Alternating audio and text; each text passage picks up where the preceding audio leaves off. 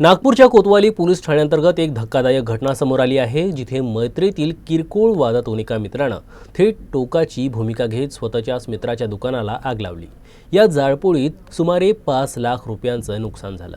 ही घटना नागपूरच्या कोतवाली पोलीस ठाण्याअंतर्गत येणाऱ्या व्यंकटेश एन्क्लेव्ह शिवनगर येथे असलेल्या चाय कल्चर नावाच्या दुकानात घडली।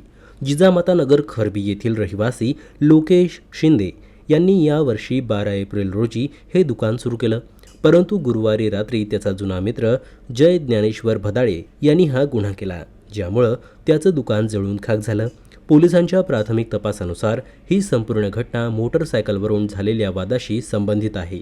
20 जुलै रोजी लोकेश, त्याचा मेहुणा आणि आरोपी जय घोगरा महादेवाच्या दर्शनासाठी गेले होते।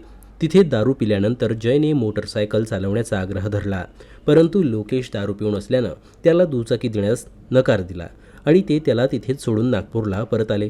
या प्रकरणावर जय संतापला आणि त्यानं लोकेशला दुकान जाळण्याची धमकी दिली। घटनेच्या दिवशी रात्री उशिरा दुकान बंद असताना आरोपी जय भदाळे यानं ही घटना घडवून आणली।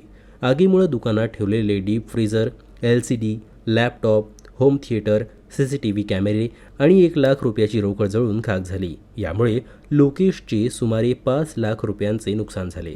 लोकेशच्या तक्रारीवरून कोतवाली पोलिसांनी गुन्हा दाखल केला असून आरोपी जय ज्ञानेश्वर भदाळेचा शोध घेत आहे।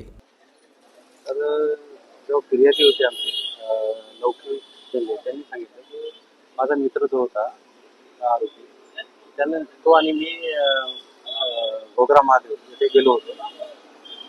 तिथून परत येताना गाडी चालवण्याच्या याच्यावरून आमच्या दोघात वाद झाला। सगळे दुकान बंद करून गेल्यानंतर त्याने एक दुकानाची चाबी, हे तो मित्र चांगला असल्याने चाबी त्याच्याकडे होती आणि चाबी उघडून तो मध्ये गेला आणि कशाने तरी त्याने आग लावली आणि इथून तो निघून गेला। फिर्यादीच्या अशाच बयानानुसार आम्ही गुन्हा दाखल केलेला आहे आणि पुढील तपास करत आहे।